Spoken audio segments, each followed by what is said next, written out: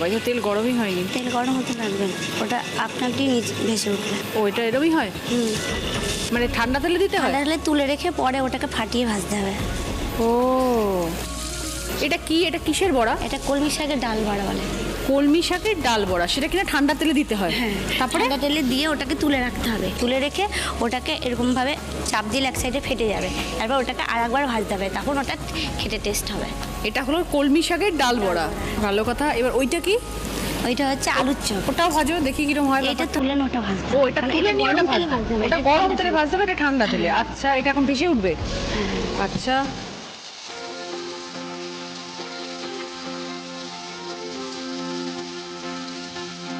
বাঙালির বিকেলবেলা মানে একটা প্রিয় খাদ্য হচ্ছে চপ, আর সেই চপ রান্না করছেন আমার মঞ্চে এই দিদি। তাই উনি আজকে আমাদের কলমি শাকের ডাল বড়া বানিয়ে খাওয়ানোর কথা ভাবছেন, আর তার সাথে আলুর চপও আছে। এই যে সব ভেসে উঠেছে, ও। কড়ার সঙ্গে লেগে নেই। আচ্ছা, এবার এইটা তুলে রাখবো। ঠিক আছে। তুলে রেখে আমি এই গরম তেলে আলুর চপটা করবো। আচ্ছা, তুলে রাখো তাহলে। সাধারণত তো কলমি শাকের ডাল বড়া কিন্তু কোথায় পাওয়া যায় না।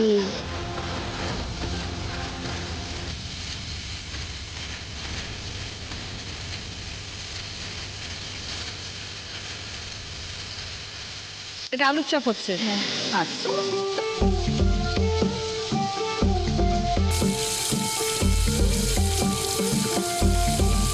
বাহ, কি সুন্দর, দারুণ। চপ তো রেডি, আমরা সবাই মিলে এখন এই চপ খাবো, আলুর চপ এবং কলমি শাকের ডালের বড়ার চপ। সবাই মিলে টেস্ট করবো, এসে সবাই। তুই নিজে কটা চপ খাও সারাদিনে? বেশি খাই না। এবার কি করবে ওটা? এটা একটু ফাটাবে? এই যে। ও, এনে দাও। আচ্ছা।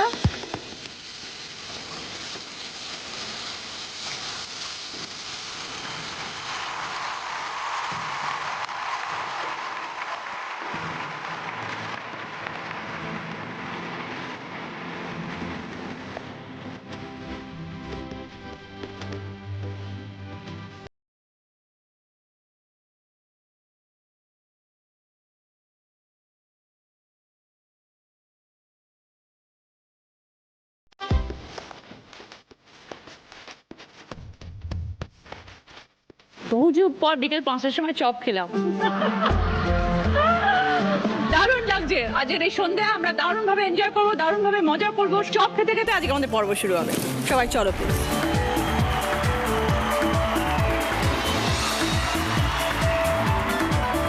নমস্কার, welcome to sunrise presents Didi number 1 season 8, co-powered by Dabur Red Paste, Savlon, Berger Easy Clean Fresh এবং Kia Set Aromatherapy. Cosmetic partner iTex Dazzler, Jewelry partner HK Datta Jewelers, Special partner Cucina Small Appliances এবং Darshan super 3 আগরবাতি। প্রথমে আছেন মীনাক্ষী দেবনাথ। নমস্কার দিদি, ত্রিপুরা থেকে বর্ধমানে আমি ডাক্তারি পড়তে এসেছি এবং ডাক্তারি পড়তে আমার অভিজ্ঞতার গল্প শোনাতেই তোমার কাছে এখানে আসা। শুনবো তোমার গল্প। পিয়ালি ধর। নমস্কার দিদি, আমি হাওড়া থেকে আসছি। প্রফেশনে আমি একজন HR, বাট সবাই আমাকে পাহাড়িয়া বলে ডাকে। কেন? তো পাহাড়িয়া বলে কেন ডাকে প্রফেশন HR হওয়া সত্ত্বেও, সেই গল্পটাই আজকে শোনাবো। পিয়ালি থেকে পাহাড়িয়া হয়ে ওঠার গল্প শুনতে হবে। এরপরে আছে যার চপ খেয়ে আমরা শুরু করলাম আজকের পর্ব, তনু মণ্ডল সাহা। নমস্কার দিদি, আমি নদিয়া জেলার কৃষ্ণনগর থেকে আসছি। আমি কিভাবে ব্যবসার সঙ্গে যুক্ত হলাম সেই গল্পই তোমার সঙ্গে শেয়ার করতে এসেছি। কৃষ্ণনগরের ঘূর্ণির মাটির পুতুল বিখ্যাত, এটা তোমার জন্য নিয়ে এসেছি। ও আচ্ছা, ঠিক আছে। এরপর আছে কৃষ্ণবদ। নমস্কার দিদি, আমি কৃষ্ণনগর থেকে এসেছি।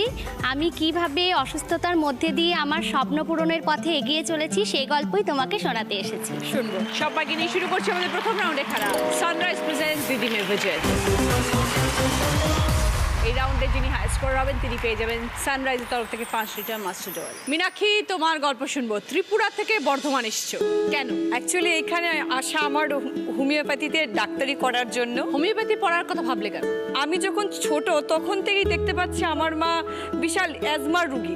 মা প্রচুর জায়গায় ট্রিটমেন্ট করিয়েছে, সেই চেন্নাই, ভেলোর, অনেক ধরনের ট্রিটমেন্ট করিয়েছে, কিন্তু তার কোনো ফল আদৌ আমরা দেখতে পেতাম না। একদিন হঠাৎ একজন হোমিওপ্যাথি আমাদের ওখানকার সে বিখ্যাত, মানে যিনি এখন বর্তমানে আমার বর, তো ওনার কাছে আমার মা যান এবং ট্রিটমেন্ট শুরু করেন। 6 মাস পর থেকে আমার মার ইমপ্রুভ হতে শুরু করে। ওখানেই? হ্যাঁ, ওখানে আমাদের ত্রিপুরাতে। ত্রিপুরাতে। তো তখন থেকেই কিছু মনে হলো না, হোমিওপ্যাথিও কিছু একটা করতে পারে, একটা হিডেন কোয়ালিটি তার মধ্যে আছে। সেই জন্য আমার ইচ্ছে হলো না, তাহলে এইটা নিয়েই কিছু এগোনো যাক। হ্যাঁ, তারপর দিদি আমি এখানে পড়তে পড়তে হোমিওপ্যাথি সম্পর্কে অনেক কিছু জানলাম। যেমন দিদি, যে আমাদের হোমিওপ্যাথিটা টোটালি বলা যেতে পারে সাইড এফেক্ট লেস। বাচ্চাদের ফিভার বা কাফ বা ডায়রিয়া হলেই অন্যান্যরা কি করছে, হাই পাওয়ারের ঔষধ খাইয়ে দিচ্ছে, এতে ওদের ইমিউনিটি পাওয়ারটা সাপ্রেস হয়ে যাচ্ছে। কিন্তু আমাদের হোমিওপ্যাথিতে ওই ইমিউনিটি পাওয়ারটাকে থামিয়ে রাখছে না, ওইটাকে গ্রো আপ করছে। পাশাপাশি অনেক ধরনের সার্জিক্যাল ডিজিজ আছে যেগুলো আমরা অন্য যে কোনো প্যাথিতে আলটিমেট আমরা ভাবি না এটার সার্জারি করতে হবে। যেমন ধরুন টনসিলাইটিস, অ্যাপেন্ডিসাইটিস, হাতের গ্যাংলিয়ন, টিউমার, আলটিমেট আমরা ভাবি সার্জারি হবে না মানে ও সুস্থ হবে না। সেটা মূলত ভুল আমাদের ধারণা। হোমিওপ্যাথিতে এই ধরনের ডিজিজগুলোর ট্রিট করা যায় হয়। এবং আমরা তো এখন যথেষ্ট ওপিডিতে কাজ করছি, প্লাস আমার হাজব্যান্ডের চেম্বারেও আমি বসছি, আমি প্রচুর তেমন পেশেন্টও দেখছি, অনেক পেশেন্ট কিওর হচ্ছে। তো তোমার কতদিন হয়ে গেল মীনাক্ষী? অ্যাডমিশন আমার 2013-এ, তো আমার প্রায় 6 বছর হতে চললো আমার শেষ অলরেডি কোর্স। পড়াশোনাটা কমপ্লিট হোমিওপ্যাথি? হ্যাঁ। ওকে। আর সেই সূত্রে হাজবেন্ডের সাথে পরিচয়? হ্যাঁ, একদম। তোমার যখন হাজবেন্ডের সাথে পরিচয় হলো তখন উনি অলরেডি হোমিওপ্যাথি ডক্টর? হ্যাঁ। মাকে নিয়ে কি দেখাতে গেছিলে? সেই সময় বাপি গেছিল। যখন 3rd ইয়ারে পড়ি তখন ওনার কাছে আমি প্র্যাকটিসের জন্য যাই, ঠিক আছে, ওই থেকেই আমার পরিচয়। তা তোমার হাজবেন্ড তো বটেই, তার সঙ্গে তোমার টিচার, মেন্টর সবকিছু। যেমন আমি বাড়িতে যাচ্ছি এখন, ইন্টার্নির পিরিয়ড যেহেতু আমার চলছে, তো আমি ওর চেম্বারে বসছি, অনেক কিছু শিখতে পারছি, অনেক কিছু দেখতে পারছি। এখন উনি কি এখানে না ওখানে? ওখানে। আর তুমি এখানে পড়ে তারপর ওখানে চলে গেছো? হ্যাঁ। ওকে। তো পাশাপাশি দিদি, হোমিওপ্যাথিটা দেখতে গেলে কিন্তু আমাদের সমাজে এখনো সেই পরিমাণে উন্নতিটা, ডেভেলপটা পায়নি। তার কারণ কি মনে হয় তোমার? যারা ধরুন কোনো ধরনের ডিগ্রি ছাড়াই ওরা বই পড়ে একদম একটা চেম্বার খুলে বসে থাকে, তারা ট্রিটমেন্ট করতে পারে না, তখন মানুষের আশা ভরসা সব চলে যায়। একদম তখন হয়তো ভাবে হোমিওপ্যাথি তো কিছুই কাজের না, তার থেকে অ্যালোপ্যাথি ফার্দার অনেক ডেভেলপ, বা ওরা অ্যাটলিস্ট পাস করেছে। কিন্তু এখন সেটা হোমিওপ্যাথি সেটা নেই ওই পর্যায়ে। এখন হোমিওপ্যাথি নিয়ে রিসার্চ চলছে। আমাদের যেমন আগে ডিএইচএমএস ডিগ্রি ছিল, এখন বিএইচএমএস, পাশাপাশি আমরা এমডি করতে পারছি। শুধু সেটাই নয়, আমরা হোমিওপ্যাথিতে পিএইচডিও এখন করতে। হোমিওপ্যাথিক ওষুধের সাথে দুটো কথা সবসময় চলে। হ্যাঁ। একটা চলে হচ্ছে যে হোমিওপ্যাথি ওষুধ প্রচুর সময় নেয় কিওর করতে, অনেক সময় লেগে যায়, খেতে হবে মাসের পর মাস ভরসা রেখে, একদিন না একদিন ফল পাবে এরকম। অ্যালোপ্যাথি খেলে 2 দিনের মধ্যে তুমি চাঙ্গা হয়ে গেলে, এটা একটা কথা। আরেকটা বলে হচ্ছে যে হোমিওপ্যাথি করলে প্রথম দিকে খুব বাড়িয়ে দেয়, তারপরে ধীরে ধীরে কমতে থাকে। আচ্ছা, একটা বাচ্চা ধরো হাম নিয়ে এসছে, ওকে যদি অ্যালোপ্যাথি ট্রিটমেন্ট করা হয়, এতে কি করা হয়, ওই যে ইরাপশনগুলো যে ওর মধ্যে ওর স্কিনে বেরিয়েছে, র্যাশটা, ওইটাকে কিন্তু চাপিয়ে দেওয়া হয়। এইটার এফেক্টটা ভাইটাল অর্গান যেমন আমাদের হার্ট, কিডনি, ওইসবে ইন ফিউচার পড়বে, কারণ ওইটার যে ব্যাড এফেক্টটা ওইটা তো বেরোতে পারছে না একদম। কিন্তু আমাদের হোমিওপ্যাথিতে কি বলা হয়, একটু সময় লাগে, যদি বার করে দেওয়া যায় তাহলে লাইফ টাইমের জন্য। তাই জন্য তুমি বলছো যে প্রথম থেকে বেড়ে যায়, কারণ জিনিসগুলো সব বেরোচ্ছে বডি থেকে, বেরিয়ে যাচ্ছে। হ্যাঁ, অবশ্যই একটু বাড়িয়ে তারপর কমাতে শুরু করে। তাহলে মীনাক্ষী সবসময় নিজে তো নিশ্চয়ই সবসময় হোমিওপ্যাথি করো? একদম খুব ভালো থেকো মীনাক্ষী, ভালো লাগলো তোমার সাথে কথা বলে, পরিচয় হয়ে অনেক কিছু জানতেও পারলাম তোমার থেকে আমরা। Thank you very much for coming. এবার দেখবো কি খেলা আসছে। খেলাটা হচ্ছে এখানে অনেক কলা আছে আর বক্সিং গ্লাভস আছে। বক্সিং গ্লাভস হাতে পড়তে হবে, দিয়ে 2টো কলা ছাড়াতে হবে। ছাড়ানোর সময় কলা ভেঙে গেলে হবে না, আবার তখন নতুন কলা ছাড়াতে হবে। কলা যেন গোটা অবস্থায় থাকে। সবার আগে সারা বেশি 20 পয়েন্টস, আবার 15 পয়েন্টস, 10 পয়েন্টস, 5 পয়েন্টস। প্রথমে খেলতে আসছে মীনাক্ষী, এসো।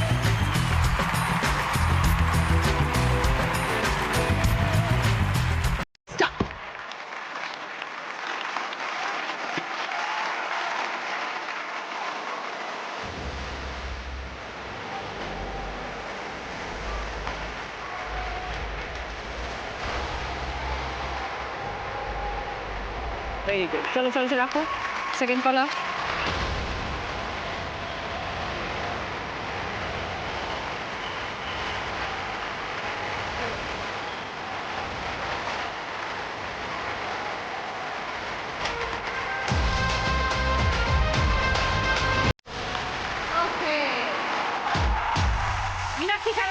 পড়েছে 39 সেকেন্ড।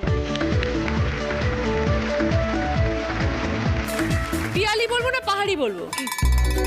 পাহাড়িও বলতে পারে, পাহাড়ি দিয়ে বলবো, পিয়ালি বলবো না? অফিসেও তাই বলে, টিম মেম্বারও তাই বলে, বসও তাই বলে। সবাই এখন পাহাড়িয়া ধর বলে। হ্যাঁ, টিম মেম্বার বুঝেই গেছে অর্ধেক দিন থাকবো না, ছুটি নিলে হয়তো নিজের শরীর খারাপের জন্য ছুটি নিচ্ছে, বলে যে ও আচ্ছা এবারে কোনটা। তার মানে তুমি ঘুরতে ভালোবাসো প্রচন্ড।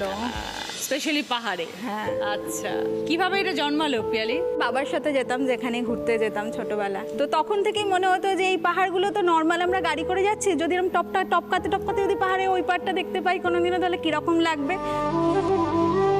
পাহাড়ের ওপর থেকে যদি নিচটা দেখতে কিরকম লাগবে। তো এগুলো ভাবতাম, সবসময় ছোটবেলাটা পড়াশোনার মধ্যেই কেটেছে, তো সেইভাবে স্কোপ হয়নি যে এগুলোকে মানে আবার অন্য দিক দিয়ে নিয়ে যাওয়ার। যখন চাকরি জীবনে ঢুকে এইচআরে জয়েন করলাম, ইচ্ছা ছিল অ্যাস্ট্রোনট হওয়ার, যে তারা গুনবো।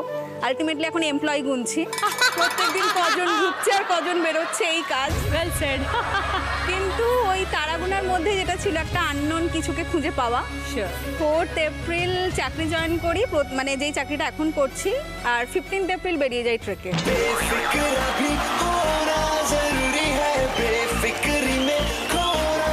তো বসকে বলেছিলাম আগের অফিস থেকে ছাড়েনি তো যেতে হবে।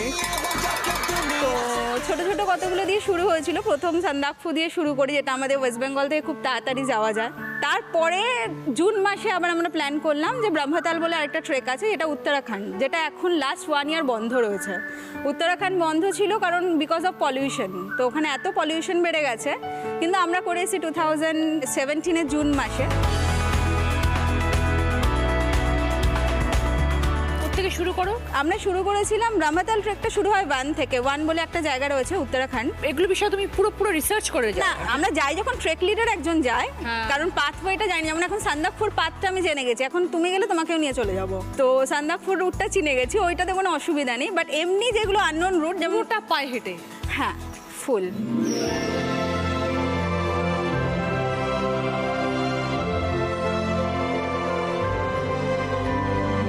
কতক্ষণ ধরে পায়ে হেঁটে এরকম বা ট্রেক করো? 3 দিনের ক্যাম্প ছিল ব্রহ্মতাল। ব্রহ্মতালটা 14,000 ফিট, 14,000 ফিটে গেছিলাম। অমাবস্যার রাত্রিবেলা বরফের উপর শুয়েছিলাম, তো ওটা একটা সাংঘাতিক এক্সপিরিয়েন্স। প্রথমে ধরুন দার্জিলিং আমি একা এমনি অফিস থেকে ভলভো ধরে গেছি। দার্জিলিং এ যখন মন ভালো লাগতো, দার্জিলিং এ গিয়ে খেয়ে দিয়ে চলে আসতাম, আবার নিচে শিলিগুড়িতে কাজ করতাম। সেটা তো ঠিক ছিল, বাট ট্রেকটা যে একা করা যায় না, এটা আমার সবসময় মনে হতো। আচ্ছা, সেটা আমার ট্রেক লিডার আমাকে শিখিয়েছে যে যখন কাউকে পাওয়া যাবে না, যখন কাউকে পাবি না, তখন মনে করি পাহাড়টাই তোর সঙ্গী, পাহাড়টা তোর সাথে যাচ্ছে। তো সেরকম ভাবে তুমি করেছো একা কিছু? চাঁদা ট্রেকটা একা যাওয়া যায় না, বাট আমার ওয়েস্ট বেঙ্গল থেকে আমি একাই গেছিলাম। চাঁদা ট্রেক হচ্ছে ওয়ার্ল্ডের মধ্যে সব থেকে মানে টাফেস্ট ট্রেক। বাবারে, -30 to -40 ডিগ্রি টেম্পারেচারে হাঁটতে হয়। কোথায় এটা? এটা হচ্ছে লাদাখে যে ঝাঁসকার রিভারটা আছে, ওই রিভারটা পুরো বরফে জমে যায়। ওটা 2016 আমি রাফটিং করেছি ওখানে, বাট তখন বরফ ছিল না। তখন বরফ ছিল, ওটা অগস্ট মাসে অ্যাকচুয়ালি নর্মাল টুরিস্টদের যাওয়ার টাইম, তো সেই টাইমে পুরো ওটা মানে জল থাকে, তখন আমরা ওটার উপর রিভার রাফটিং করেছি। এই 15 অগস্টে আমরা 365 ফিটের একটা ফ্ল্যাগ ক্যারি করেছি।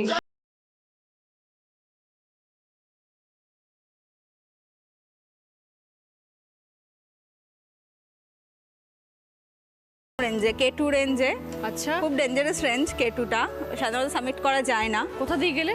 এটাও উঠতে হয় লে থেকেই। লেতে স্টক ভিলেজ বলে একটা ভিলেজ আছে, যে আচ্ছা। ভিলেজ থেকে শুরু করতে হয়। লাস্ট দিন আমরা 16,000 ফিট থেকে 22,000 ফিট সারা রাত ধরে উঠতে হয়। ওটা রাত্রি 8টা থেকে শুরু করেছি। স্টক কাংড়ি যে রুটটা প্রত্যেকবার 30 ডিগ্রি অ্যাঙ্গেলে কাটে, যাতে সবাই উঠতে পারে। এবারে সোজা কেটেছে 90 ডিগ্রি অ্যাঙ্গেলে, যাতে কম লোক ওঠে। বাবা, তো পুরো গিরগিটির মতো করে এরকম ভাবে। এরপরে কি কি ইচ্ছা আছে আর পিয়ালি, আর কোথায় কোথায় যাওয়ার? প্রত্যেকবারই যাই আর বলি এটাই লাস্ট, আর যাবো না। প্রচন্ড কষ্ট হয়েছে, সব বন্ধুরা জিজ্ঞেস করে যে কি করে পারিস, মানে কষ্ট করে উঠবি, টাকা দিবি, কি দরকার? কি দরকার মানে কি রিটার্ন কি? হ্যাঁ, আমার সেলফ স্যাটিসফ্যাকশনটা হচ্ছে আমার রিটার্ন। পাহাড়ে গেলে যেন সব ভুলে যাই, মানে ওটা হচ্ছে মানে এসে আবার কাজ করার একটা নতুন উদ্যম যোগায়, যে পাহাড়কে দেখে এলাম। এত জার্নি করেছো, এত জায়গায় গেছো, নিজের মনের মানুষকে পেয়েছো খুঁজে? না, ওই তো মা বলে পাহাড়ের সাথেই বিয়ে করে ফেলেছি। এটা ভালো বলে।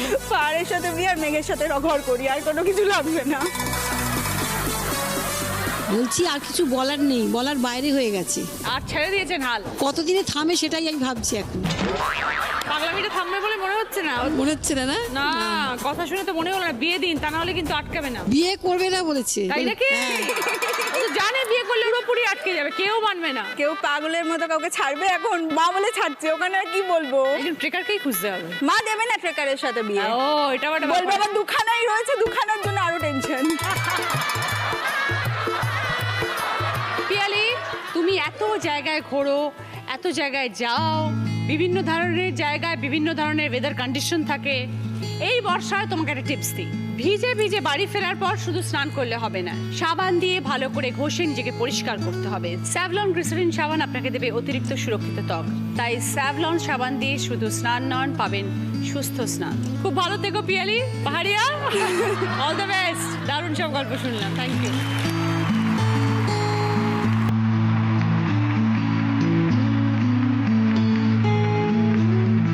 Start, come on.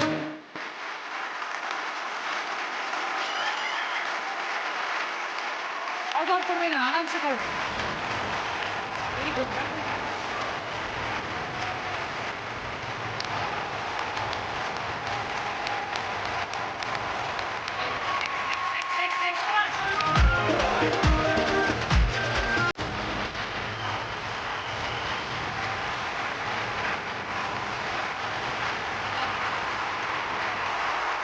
পিয়ালি খেলাটা শেষ করেছে 37 সেকেন্ড। ফিরে এলাম ব্রেকের পর। আপনারা দেখছেন Sunrise presents Didi number 1 season 8, co-powered by Dabur Red Paste, Savlon, Berger Easy Clean Fresh এবং Kia Set Aromatherapy. Cosmetic partner Itex Dazzler, Jewelry partner HK Dotto Jewelers, Special partner Kushina Small Appliances এবং Darshan Super 3 Agarbatti. তনু, এবার তোমার সাথে একটুখানি কথা বলি। Chop বানাও তুমি, কবে থেকে শুরু করলে এই কাজ? চপ বানানোটা মোটামুটি আমার যখন 10 বছর বয়স, তখন থেকে বাবার থেকে দেখে দেখে শেখা। আমরা সেই সময় আমাদের ভাড়া বাড়ি ছিল, বাবার এই তেলে ভাজারই ব্যবসা ছিল। তাই এইভাবে আস্তে আস্তে চলতে থাকে। বড় দিদির বিয়ে হয়ে যায়, তারপরে মেজ দিদিরও বিয়ে হয়ে যায়, 10 সালে আমারও বিয়ে হয়ে যায়। আমার ভাইও বড় হয় বাবার সাথে সাথে, যেটা আমরা ছোটোবেলায় বাবার সাথে বাবার ব্যবসার কাজে হেল্প করতাম, ভাই করতো সেটা। ভাই পড়াশোনা মোটামুটি ভালোই ছিল। আস্তে আস্তে ভাই বড় হতে থাকে। ভাই একটা অফিসে কোম্পানিতে একটা চাকরিও পায়। ওর চাকরিটা যখন প্রায় 2 বছরের কাছাকাছি, সেই সময় আমার ভাই একটা রোড অ্যাক্সিডেন্টে স্পট ডেথ হয়ে যায়।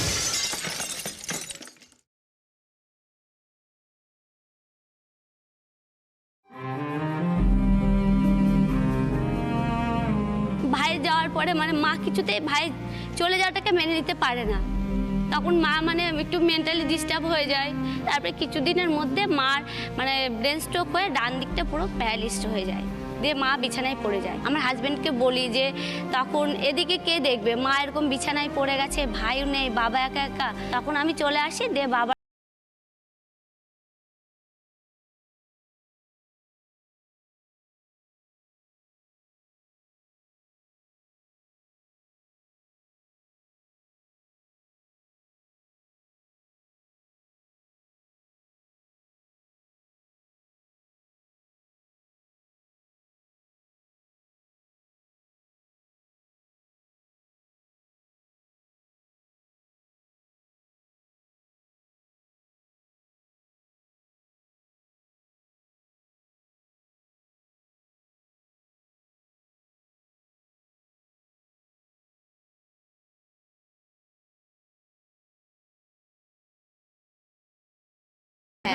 আমি নিজে হাতে মশলাটা করি চপের।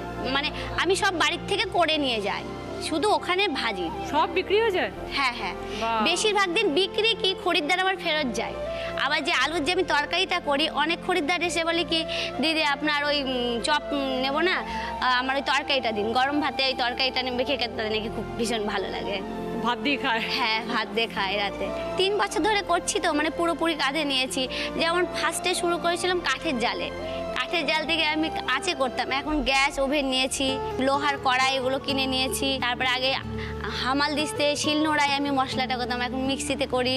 খুব ভালো। আমার ছেলেকে এখন ভালো স্কুলে ভর্তি করেছি, নিজস্ব বাড়ি করেছি, আর আমার স্বামীর পাশে দাঁড়িয়েছি, আমার বাবার পাশে দাঁড়িয়েছি। Very good. আর এই চপের থেকে আমার সব কিছু। তনু ভালো থেকো, ভালো লাগলো তোমার চপ খেয়েও ভালো লাগলো। কখনো যদি কৃষ্ণনগর যাই তোমার চপ আবার খাবো। অবশ্যই অবশ্যই। আর এরকম একটা কঠিন পরিস্থিতিতে তুমি যে সংসারের হাল ধরেছো, চপ বিক্রি করে বাবার পাশে দাঁড়িয়েছো, সংসারের হাল ধরেছো, খুব ভালো। এভাবে এগিয়ে যাও। দিদি আমি আপনার জন্য একটা কৃষ্ণনগরের মাটির পুতুল বিখ্যাত আচ্ছা, একটা নিয়ে এসো, মূর্তি নিয়ে এসো।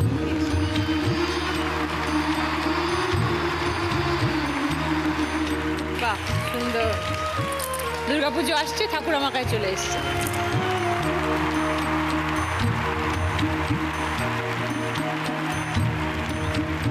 স্টার্ট।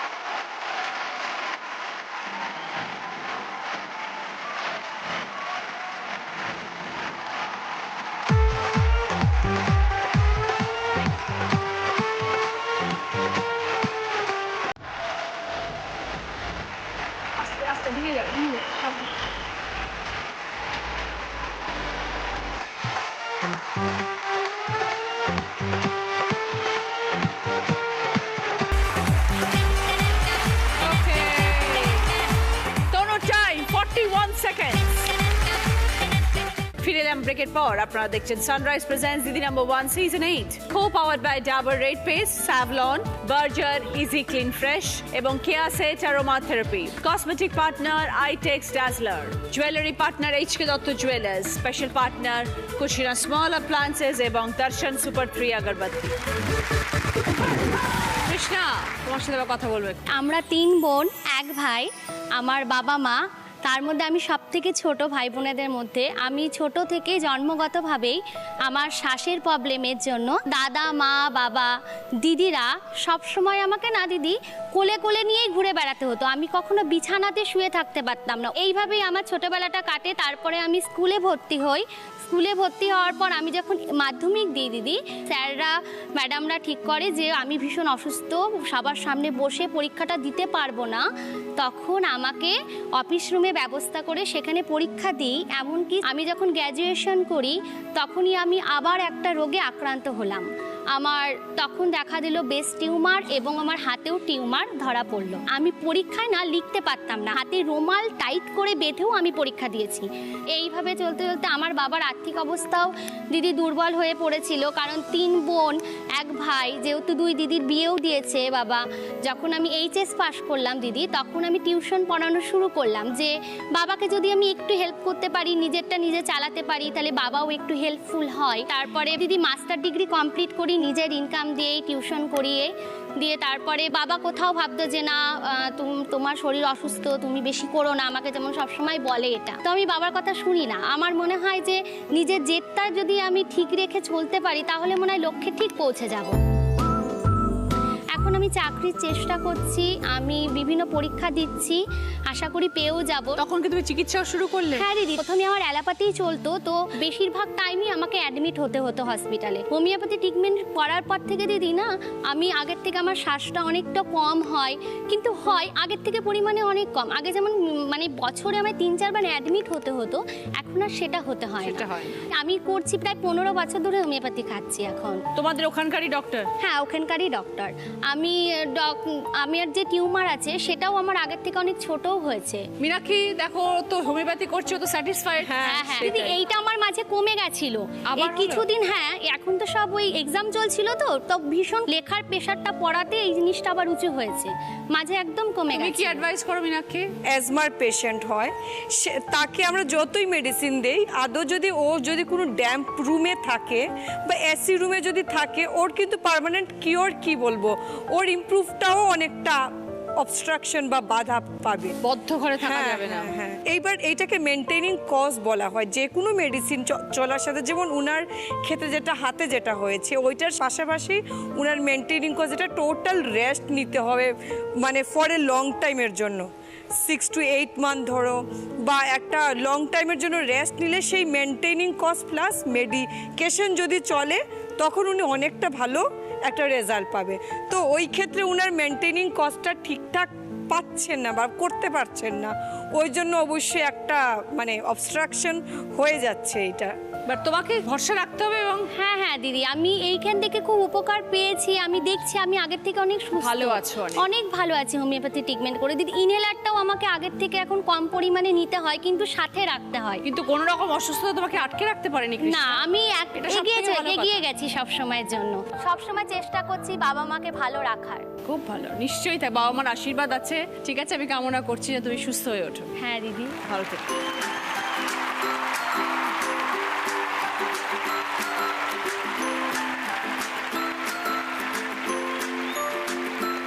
স্টার্ট।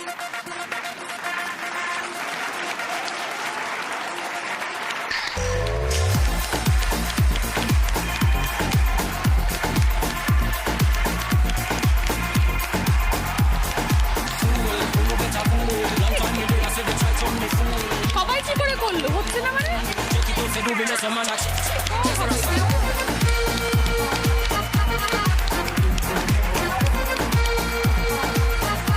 এই বাবা, কলাটাকে চটকাচ্ছ কেন? কলা ভেঙে গেলে কিন্তু আবার ছাড়া যাবে। কলাটা তো মানে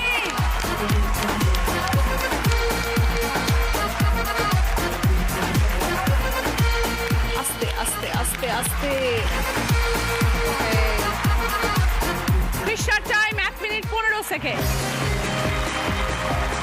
ফার্স্ট রাউন্ডে স্কোর, এই রাউন্ডে ফার্স্ট পজিশনে আছে পিয়ালি 20 পয়েন্টস, সেকেন্ড পজিশনে আছে মীনাক্ষী 15 পয়েন্টস, থার্ড পজিশনে আছে তনু 10 পয়েন্টস, ফোর্থ পজিশনে আছে কৃষ্ণা 5 পয়েন্টস। পিয়ালির পছন্দ ওরিয়েন্ট জুয়েলার্সের তরফ থেকে সোনার হার, ওরিয়েন্ট জুয়েলার্স শুধুই হল। মীনাক্ষীর পছন্দ রোটি মেকার, তনুর পছন্দ পুষ্পা ফার্নিচারের তরফ থেকে মাল্টিপারপাস ক্যাবিনেট। পুষ্পা ফার্নিচার, যত্নে থাকুক সবকিছু। কৃষ্ণার পছন্দ সোফা। এই রাউন্ডে হাই স্কোরার পিয়ালি 20 পয়েন্টস।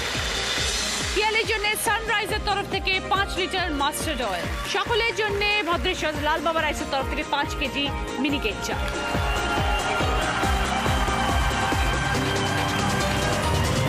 শুরু করছি আমাদের second round. Kutchina small appliances presents হয় তুমি নয় আমি। এই রাউন্ডে যিনি হাইয়েস্ট স্কোর হবেন তিনি পেয়ে যাবেন কুচিনা স্মল অ্যাপ্লায়েন্সের তরফ থেকে গিফট হ্যাম্পার। আজকের আমাদের স্পেশাল গেস্ট শোভন।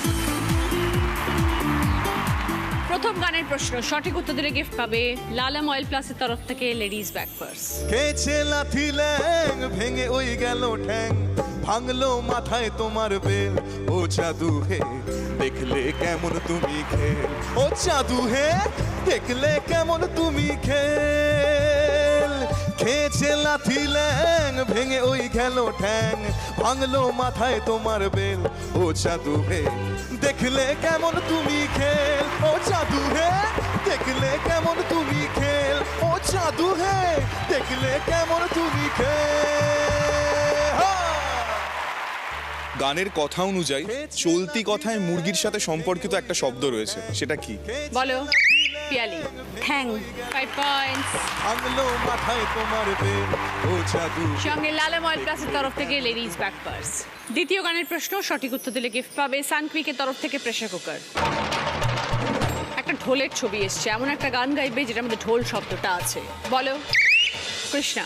বলো হরি বল হরি বল, বলো হরি বল, ফেটে গেল কালী রামের ঢোল। বলো হরি বল হরি বল।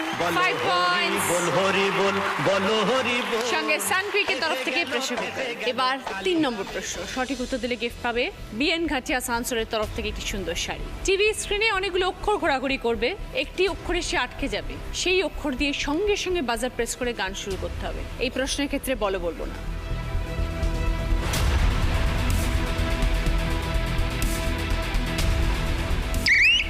पियाली। अरे ये क्या हुआ कोई ना पहचाना, अरे ये हो गया चाहे कोई अफसाना। গানটা ঠিক আছে, তাই জন্য 5 পয়েন্টস। কথাগুলো ভুলভাল। अरे ये क्या हुआ मैंने नहीं जाना, अरे পিয়ালির পছন্দ বিএন ঘাটিয়া সানসরের তরফ থেকে একটি সুন্দর শাড়ি। 4 নম্বর গানের প্রশ্ন, সঠিক উত্তর দিলে গিফট পাবে আরিয়ান কালেকশনের তরফ থেকে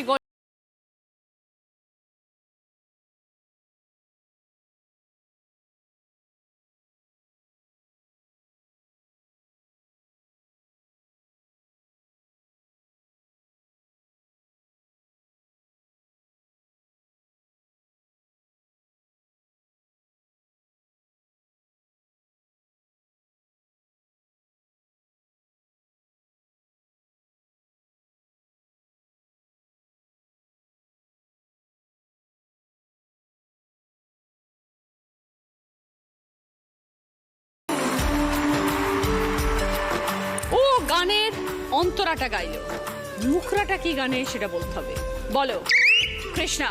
রিমঝিম ধারাতে চাই মন হারাতে। একদম 5 পয়েন্ট।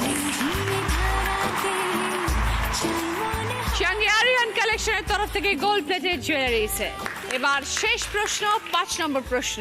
যিনি সঠিক উত্তর দেবেন তিনি হয়ে যাবেন আজকে এইচ.কে দত্ত সোনার দিদি এবং পেয়ে যাবেন এইচ.কে দত্ত জুয়েলার্সের তরফ থেকে সোনার পেন্ডেন্ট। हो बन जा तू मेरी रानी तेनू महल दवा दूंगा बन मेरी महबूबा मैं तेनू ताज पवा दूंगा सुन मेरी रानी रानी बन मेरी रानी रानी शाहजहान मैं तेरा तेनू मुमताज पवा दूंगा बढ़ जा तू मेरी रानी तेनू महल दवा दूंगा।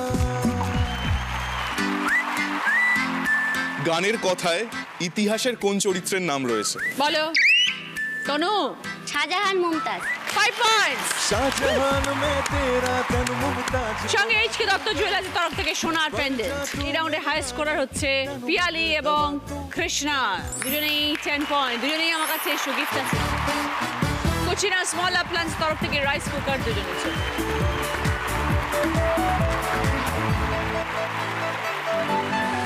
শুরু করছি আমাদের third round, Dabur red paste presents কার দৌড় কত দূর। আজকের আমাদের স্পেশাল গেস্ট মানসী দি। এটা অভিনয় রাউন্ড। দিদি আমাদের একটা টপিকের উপর অভিনয় করে দেখাবেন। তোমাদেরকে বুঝতে হবে উনি কি অভিনয় করে দেখাচ্ছেন। আমি বলবো, তারপরে বাজার প্রেস করে উত্তর দেবে। রাইট আনসার যে দেবে সে 5 পয়েন্টস। ফার্স্ট টপিক, একটি প্রচলিত কথা।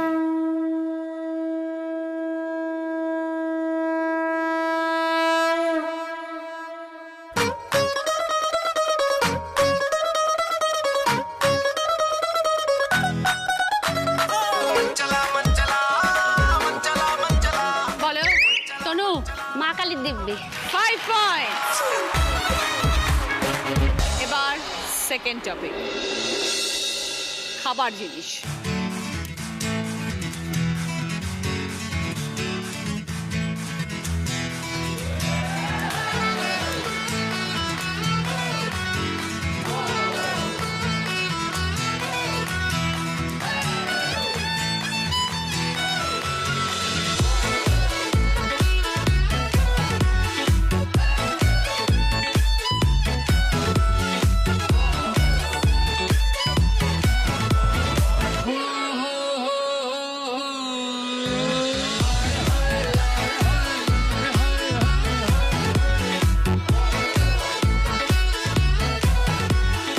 বলো পিয়ালি। আলুর চপ। একদম। কিসে বুঝলে? ওই আলুর মতো দেখিয়েছে, ওটাই বুঝিয়ে ধীরে ধীরে হতে চলেছি আমি। 5 পয়েন্টস। থার্ড টপিক, কি দেখাচ্ছে দেখো।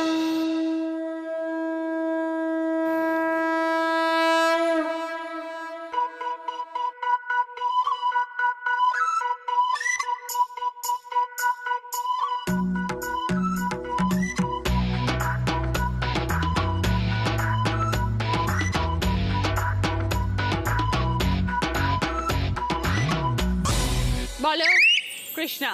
মা লক্ষ্মীর ভান্ডার। 5 পয়েন্টস।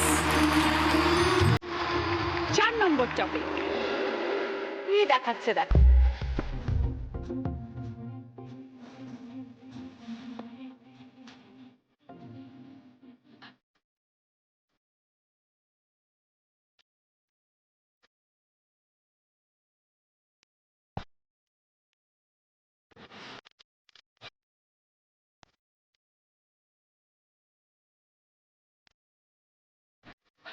বলো পিয়ালি। নারকলের তেল। একদম 5 পয়েন্ট। শেষ টপিক, 5 নম্বর টপিক, দেখাচ্ছে দেখো।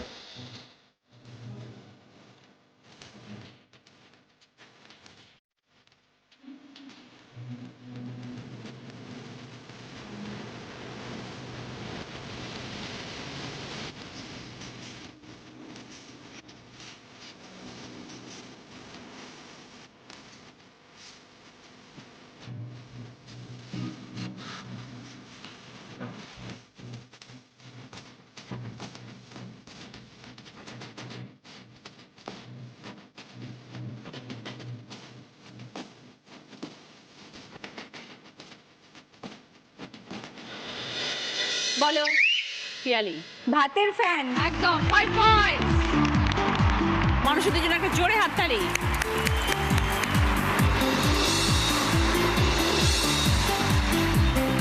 এই রাউন্ডে হাই স্কোরার পিয়ালি 15 পয়েন্টস। এসব পিয়ালি গিফট আছে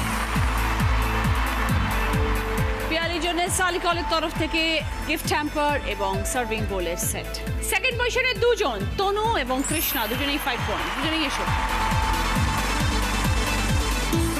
ওকে, তনুর পছন্দ কুকুমনি সিঁদুর ও আলতার তরফ থেকে পুজোর সামগ্রী এবং গিফট হ্যাম্পার। ত্বকের সুরক্ষায় কুকুমনি সিঁদুর ও আলতা ব্যবহার করুন। গ্রসারির আইটেম। কৃষ্ণার পছন্দ ভদ্রেশ্বর লালবাবা রাইসের তরফ থেকে গ্রসারি আইটেম।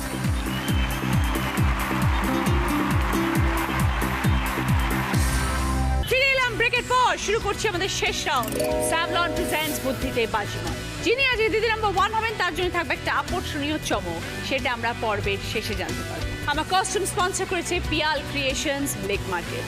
যিনি আজকে দিদি নাম্বার 1 হবেন তিনি পেয়ে যাবেন এইচ.কে দত্ত জুয়েলার্সের তরফ থেকে সোনার হার, মুখরোচক চানাচুরের তরফ থেকে গিফট হ্যাম্পার এবং স্যাভলনের তরফ থেকে 1 বছরের জন্য গিফট হ্যাম্পার। প্রথম প্রশ্ন সঠিক উত্তর দিলে গিফট পাবে স্যাভলনের তরফ থেকে 1 বছরের জন্য গিফট হ্যাম্পার।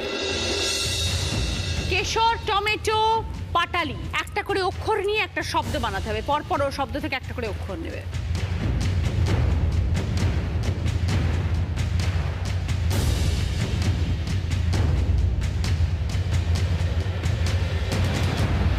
এবার বলো কৃষ্ণা। কেটলি।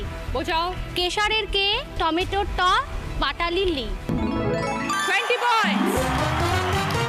সঙ্গে স্যাভলনের তরফ থেকে 1 বছরের জন্য গিফট হ্যাম্পার। দ্বিতীয় প্রশ্ন সঠিক উত্তর দিলে গিফট পাবে সিধু চাক্কি ফ্রেশ আটার তরফ থেকে 4.1 অডিও স্পিকার এবং গিফট হ্যাম্পার। সম্পর্কের প্রশ্ন, তোমার মাস্তুতো বোন, তার একমাত্র মাসি, তার জামাইবাবু তোমার কে?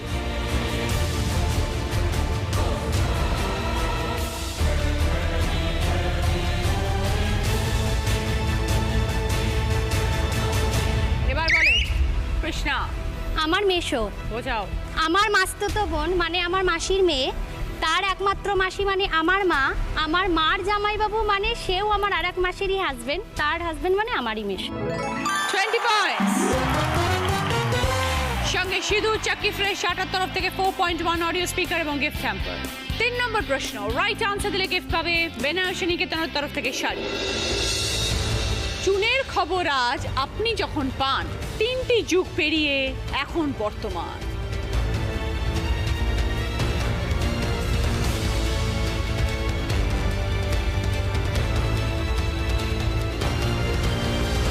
এবার বলো তনু। কলি। বোঝাও। চুনের কলি। কলি চুন, আর 3টে যুগ পেরিয়ে এখন আমাদের কলিযুগ। কলিযুগ। তাই জন্য কলি রাইট আনসার। 20 পয়েন্টস। সঙ্গে বেনারসি নিকেতনের তরফ থেকে শাড়ি। 4 নম্বর প্রশ্ন রাইট আনসার দিলে গিফট পাবে শ্রী ও শ্রীজি কালেকশনের তরফ থেকে গোল্ড প্লেটেড জুয়েলারি সেট সঙ্গে তামার বটলের সেট। একই শব্দ দুবার যখন পাই, ভূতের ভয়ে শব্দ চেনা যায়। এটা পাশাপাশি। ওপর নিচের ক্লু হচ্ছে শিশু চঞ্চল খেলে যায়, মা বাবার বকুনি খায়।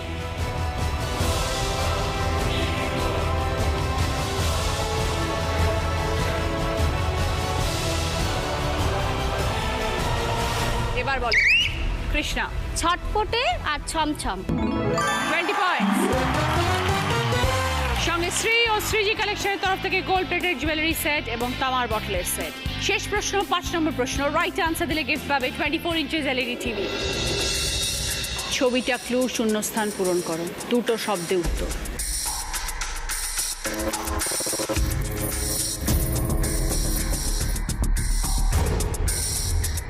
এবার বলো তনু। Vegetable chop. তনু বলছে ভেজিটেবল চপ। ভেজিটেবল চপ হয় তোমার দোকানে? 30 পয়েন্টস। সঙ্গে 24 ইঞ্চেস এলইডি টিভি। শেষ প্রশ্নের উত্তর দিয়ে তনু স্কোর গিয়ে দাঁড়ালো 70 পয়েন্টসে। কিন্তু যার স্কোর আজকে সব থেকে বেশি সেই আজকের উইনার। আজকের দিদি number 1 Krishna modak with 80 points. Krishna, আমি রাউন্ডের শুরুতেই বলেছিলাম যে আজকে উইনার হবে তার জন্য থাকবে একটি সারপ্রাইজ, আর সেই সারপ্রাইজ দেওয়ার জন্য আমি মঞ্চে ডেকে নিচ্ছি আজকের আমাদের স্পেশাল গেস্ট কেয়া শেঠকে।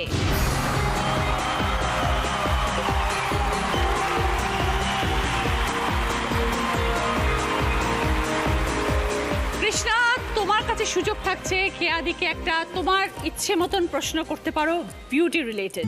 এখন আমার যে বয়সটা, যে স্কিনটা আমার আছে, আমি এই স্কিনটাকেই ধরে রাখতে চাই, তার উপর আবার সামনে পুজো।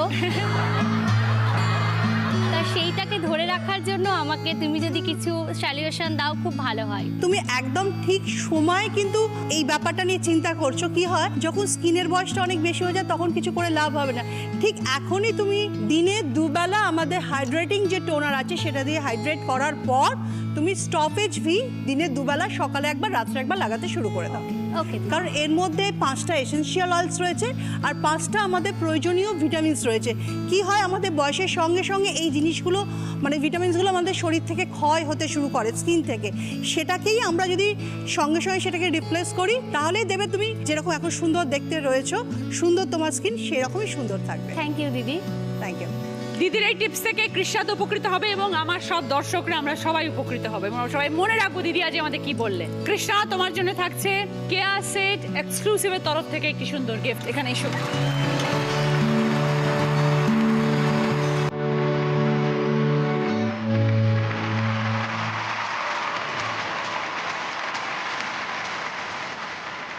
তোমার ইনাফের তনুর উইনারের ট্রফি কৃষ্ণা। দিদি নাম্বার 1-এর ব্যাচ, দিদি নাম্বার 1-এর স্যাশ, এইচ.কে দত্ত জুয়েলার্সের তরফ থেকে আর মুখরোচক চ্যান্সের তরফ থেকে গিফট হ্যাম্পার, স্যাভলনের তরফ থেকে পুরো বছরের জন্য গিফট হ্যাম্পার, নিয়মের তরফ থেকে দিদি নাম্বার 1-কে, নিয়মের তরফ থেকে সকলের জন্য গিফট হ্যাম্পার।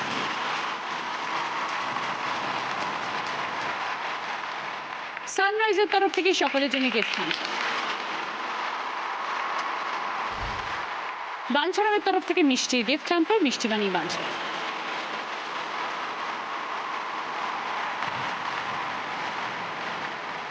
আজকের মতন বিদায় চাইছি, এরপরে আপনারা দেখবেন আলো ছায়া। ভালো থাকবেন সবাই।